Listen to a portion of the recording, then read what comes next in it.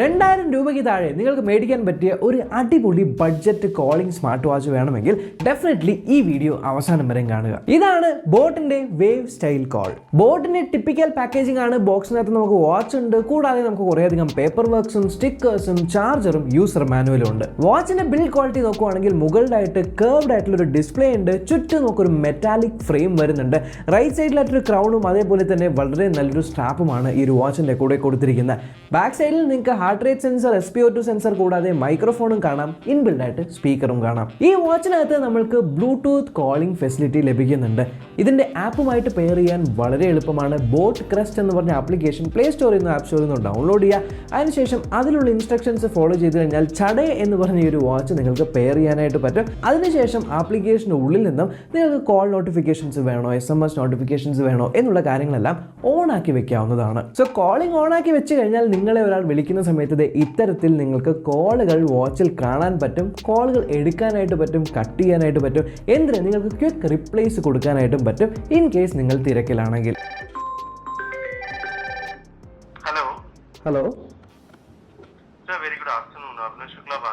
കൂടാതെ വാച്ചിനകത്ത് നിങ്ങൾക്ക് 10 കോൺടാക്ട് വരെയും സേവ് ചെയ്ത് വെക്കാൻ പറ്റും. ഇൻബിൽഡ് ആയിട്ട് ഡയൽ പാഡും ഉണ്ട്. ഇനി ഈ വാച്ചിന്റെ വേറെ പ്രത്യേകത എന്ന് പറയുന്നത് നിങ്ങൾക്ക് ഇതിനകത്ത് ഏകദേശം 600-ൽ കൂടുതൽ ക്ലൗഡ് ബേസ്ഡ് ആയിട്ടുള്ള വാച്ച് ഫേസുകൾ ലഭിക്കും. സോ നിങ്ങൾ ഏത് ഔട്ട്ഫിറ്റ് ആണോ ഇടുന്നത് അതിനനുസരിച്ച് നിങ്ങൾക്കൊരു വാച്ച് ഫേസ് ചൂസ് ചെയ്യാനായിട്ട് പറ്റും. വളരെ പെട്ടെന്ന് തന്നെ വാച്ച് ഫേസ് ആപ്ലിക്കേഷനിലും വാച്ചിലേക്ക് മാറുന്നതും ഞാൻ ശ്രദ്ധിച്ചു. ഡിസ്പ്ലേയുടെ കാര്യം നോക്കുവാണെങ്കിൽ ഒരു 1.69 ഇഞ്ചിന്റെ ഒരു സ്ക്വയർ HD ഡിസ്പ്ലേ എന്ന് തന്നെ വേണമെങ്കിൽ പറയാം. റൈറ്റിലും ലെഫ്റ്റിലും മുകളിലുമായിട്ട് ഈക്വൽ സൈസ് ബെസൽസ് ഉണ്ട്. താഴെ ചെറിയ ഒരു ചിൻ കൊടുത്തിട്ടുണ്ട്. എന്നാലും ഡിസ്പ്ലേ നോക്കുവാണെങ്കിൽ 550 നിറ്റ്സിന്റെ പീക്ക് ബ്രൈറ്റ്നസ് നമുക്ക് തരുന്നുണ്ട്.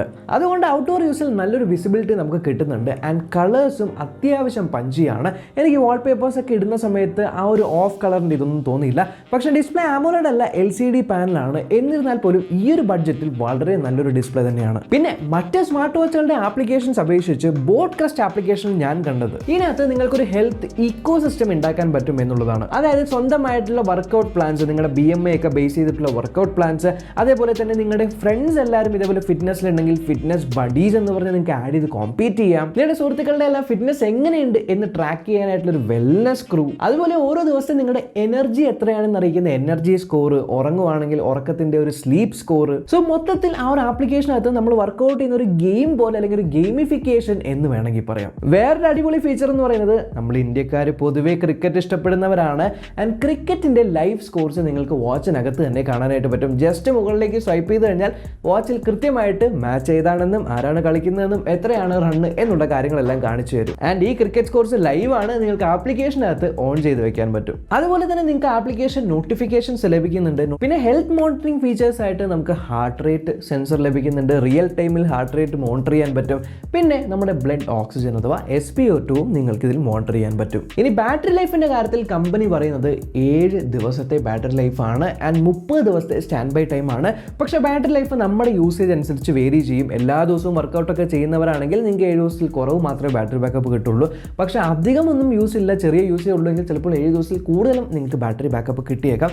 എന്നാൽ പോലും ഈ പ്രൈസ് പോയിന്റിൽ വളരെ നല്ലൊരു ബാറ്ററി ബാക്കപ്പ്. ഇനി വർക്കൗട്ട് ചെയ്യുന്നവർക്ക് ഇതിനകത്ത് 10 സ്പോർട്സ് മോഡാണ് കൊടുത്തിട്ടുള്ളത്. സോ ഇഷ്ടമുള്ള സ്പോർട്സ് മോഡ് നിങ്ങൾക്ക് ചൂസ് ചെയ്ത് വർക്കൗട്ട് ചെയ്യാം. ആൻഡ് ഇത് IP68 സർട്ടിഫൈഡ് ആണ്. അതുകൊണ്ട് തന്നെ ഡസ്റ്റ് ആൻഡ് വാട്ടർ റെസിസ്റ്റന്റ് ആണ്. ഇനി ഇത്ര ബഡ്ജറ്റ് കുറഞ്ഞൊരു വാച്ച് ആണെങ്കിൽ പോലും ഇതിനകത്ത് നിങ്ങൾക്ക് വോയിസ് അസിസ്റ്റന്റ് ലഭിക്കുന്നുണ്ട്. Hi, how are U?